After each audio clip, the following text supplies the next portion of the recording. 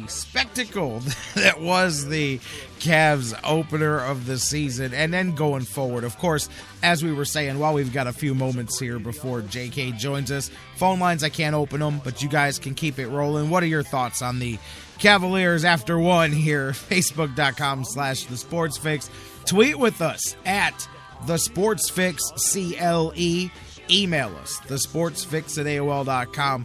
Tonight, right back at it for the Cavs. And I meant what I said about the Cavaliers now leaving home, getting that out of the way. LeBron James said as much yesterday. Carmelo Anthony, actually, after the game, listening to him talk. And you guys know I'm not the biggest Carmelo guy. He's things I like about him, things I don't, though. But anyways, even he was talking about, hey, nothing over there that they can't figure out, man. And that's what the Cavs have to do. But going on the road, I think early can help a lot of that. You know, we talked about the Monsters here coming up.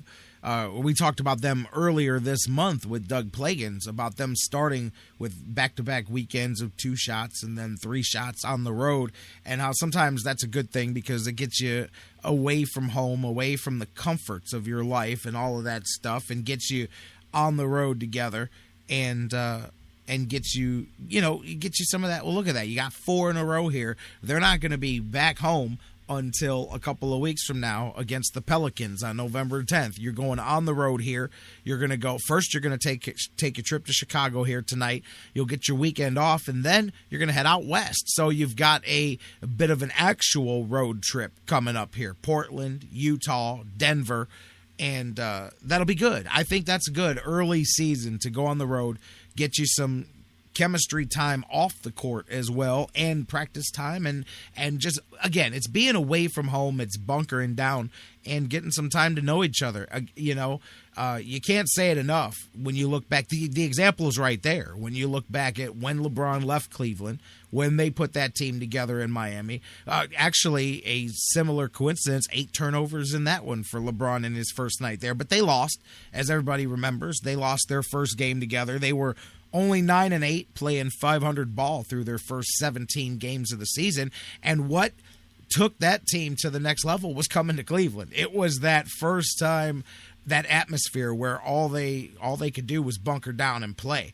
That was really what set them on that run, where I think they won 22 out of 23 coming out of that game. And of course the Cavs went the opposite direction when they tanked that night. But point being is they hit that point where they unlocked it, and then bam, there you go. And that's really, tell me anybody. I mean, I know you can sit here. There's some people, because I'm watching it. I got the new chat room box.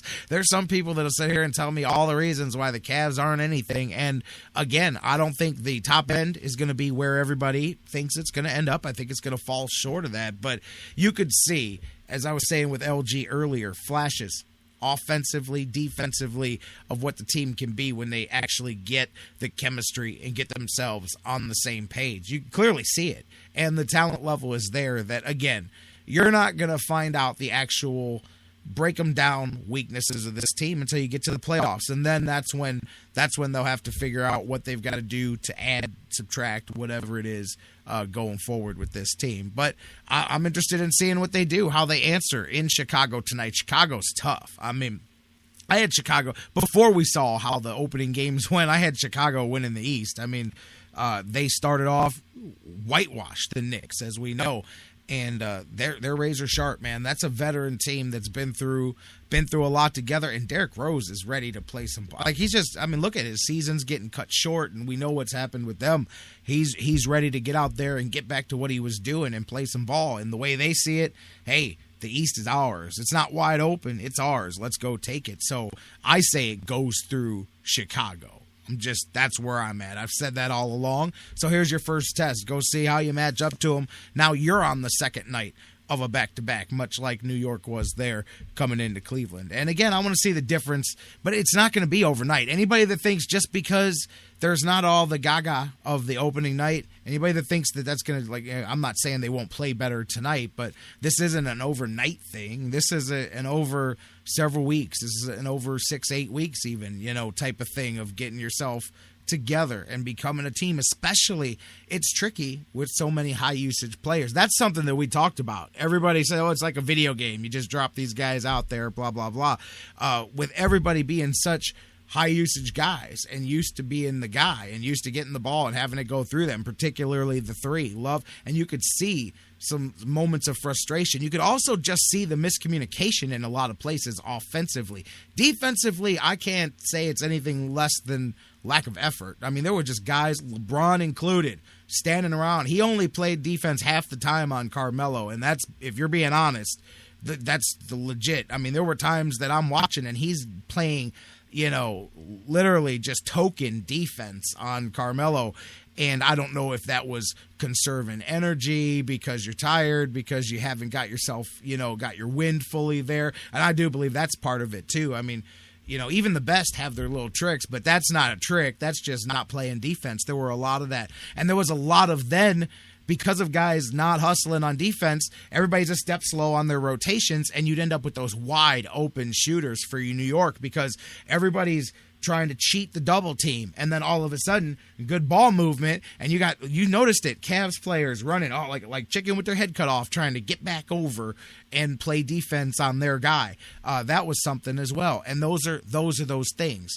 But the defense, I mean, a lot of times this team's going to be able to be lazy and lay on its offense because they have so much of it, especially on the nights where Kevin Love gets hot, which, as you've seen, he's wont to do from time to time. And Kyrie Irving, he was picking guys apart off the dribble last night. Once they figure out how to weave that stuff in together, it's impossible to not go, there's going to be some nights of offensive beauty to see on this team. They figure out how to play defense. That's when they go from being a great team that people want to come see play basketball that doesn't win a championship to being the real deal. Because as you could see last night, there were those few moments, and it was few, where they would press for 30 or 60 seconds and trap, and they'd get a turnover like nothing. Like, just snap of a finger, we can get the ball back. We can force a turnover, force a couple of 24-second violations, but then they'd go right back to not playing defense again. So I really want to see, and like I said, I think going on the road for 4 here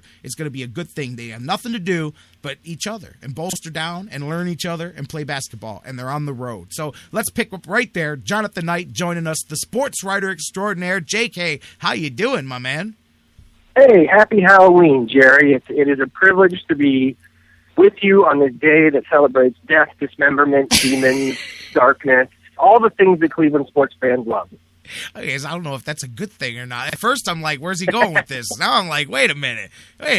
Now, no, happy Halloween, man. And I'll tell you what, man, you heard I was talking about the Cavaliers here. And, we could go one direction if we wanted. But let's just start with yesterday. What were your thoughts? The seeing, especially I mentioned before the game, that outside of Quicken Loans Arena, before the sun completely went down, when the sun was still up, and there was easily 15, 20,000 between the ones outside and the ones going inside that were out there. World Series games, all of that. Never seen a scene like that where it was just that sea of people. That overhead shot on TNT was pretty amazing. Yeah, that was the highlight of the night, obviously. I mean, and we talked about it a little bit just when LeBron announced that he was coming back, that regardless of what does happen on the court, if this does turn out the way that we hope it will, that announcement, him making the announcement, was a victory for Cleveland. And I think we saw that symbolized last night, that while the game itself turned out to be a dud, all of that happened before, all that represents, it was a great night for Cleveland, and I think we'll remember that. And the result of the game was a disappointment, and we would have liked that to have been much different. But realistically, it pales in comparison to, as you said, everything that came before and everything that represents. So let's talk a little bit. Now we go past that. The fun's over, and again, and LeBron, they all said as much as that. LeBron said, "Look, man, I'm glad this is over. It was great," and all of that. And really, I'm not, you know me, I understand not making excuses and all of that stuff. And I hate doing that stuff. But, man, you got to think, especially because you saw the way they started, the first quarter and a half, I think, was exactly what people thought you were going to have all season long out of this Cavaliers team. Good ball movement, really good-looking basketball, some great offense, some defense, but you didn't really need it when you're scoring the way you were going. And then it was like, I don't know if the gas went out of the tank or it just all of a sudden got all discombobulated. You looked like Mike Brown was out there coaching offense for a while, man. And Mike Brown was sitting at home going, see, I could have lost to the Knicks with LeBron. I mean, come on. No, but seriously, they were looking so good at first, and then they lost that. I wonder if some of that is all that's expended during the day and all the hype and all of that, and then you get that first real stoppage of play at the first quarter, and then it all sinks in, and that seemed to be the moment when everything caught up with the Cavs and they got all discombobulated. So what do you think? What are your thoughts of what you saw last night on the court? Yeah, I think that was a big part of it, especially for LeBron. I mean, my goodness, that was one of the worst performances that we have ever seen from him in a Cleveland uniform. I mean, really, he just was not. He was not there. You know, I would like to think that he's past the point of getting nervous about anything. You know, he's accomplished so much in his career at so many levels that even in an emotional situation or a big game situation that he wouldn't be affected to that extent. But this was unique, and I guess we just kind of write that off and say, yeah, that's out of the way. That's an aberration. Now let's continue on with our program here. So I think that's part of it. I think the other part of it, and probably a bigger part of it, is basically what Blatt and LeBron have been saying all through camp, really ever since LeBron announced he was coming back. This is going to be a process. This is not, you just don't, as much as the fans like to think that you just kind of can throw a team together in an afternoon and roll the ball out on the floor and you got a champion, that's not how it works. And last night is a perfect indication of that this is going to take some time. And it's just going to take some patience. Everyone just needs to take a deep breath. There's, as you said, there's just too much talent on this team that right now is unharnessed, and they don't quite have it figured out how to mesh together. There's too much talent on this team for them not to be good. Everything's going to be fine. They just need time to work it out. And that's the blessing of one of the strikes, I guess, against the NBA or any, especially NBA and Major League Baseball too. The regular season is so long, and some would argue basically pointless, really, especially in the NBA where so many teams make the playoffs. If the team were looking like this in April, yes, it's time to really be concerned.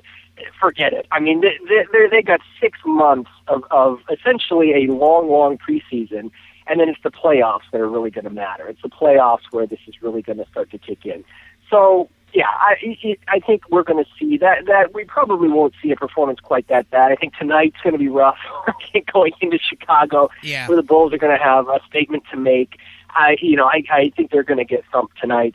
And then they go west, and so they could very likely lose, 4 of their first 5 before they come back for a homestand. So this is going to be kind of a rough way to start this out. But if you're looking for another silver lining, it's that if you look back at LeBron's last 2 teams, the last 2 Cleveland teams when he was here, those 2 teams that both won 60 games, they both started slow too. They both lost their big valued home opener against a big rival. That everyone kind of pointed to as, this is going to be a big thing. They lost. They lost their opening game. So this is not Miami. This is not uncharted territory, and everyone just needs to kind of just take a deep breath. This team's not going to win 70 games like people were talking about, and they don't need to. That's the other thing, is I think everyone expects this dynasty and has these colossal expectations. It really doesn't matter. Nobody really remembers what your record was if you win an NBA title. And that's what this is all about. It's geared toward April, May, and June. It is not geared toward October. Bruce in the chat room with the stat. He's 2-8 is LeBron's teams in Cavaliers home openers. So that's par for the course. And they did. I remind people, he had 8 turnovers, and the Heat lost that much ballyhooed first game together. Remember, it was against Boston, because then the Cavs beat Boston the next night, and everybody was like, well, if Boston beat Miami and we beat Boston, then we can beat Miami. Which is why everyone's nervous about tonight. Because wait a minute, the Bulls are beating the Knicks by 45, and the Knicks just beat announced. Oh my Yes, God, what's yes. going to happen? It doesn't. There's no translation there. There's no connection, guys. And you know what? Yes, David Blatt too. The rotations, clearly there was none last night. I mean, literally the starters played most of the game. A couple of other guys got some token minutes. There was no rhyme or reason. You had 4 guys who didn't play at all. So there was definitely that stuff has to be sorted out. Couple of things that we hadn't got on too much. I want to ask you your thoughts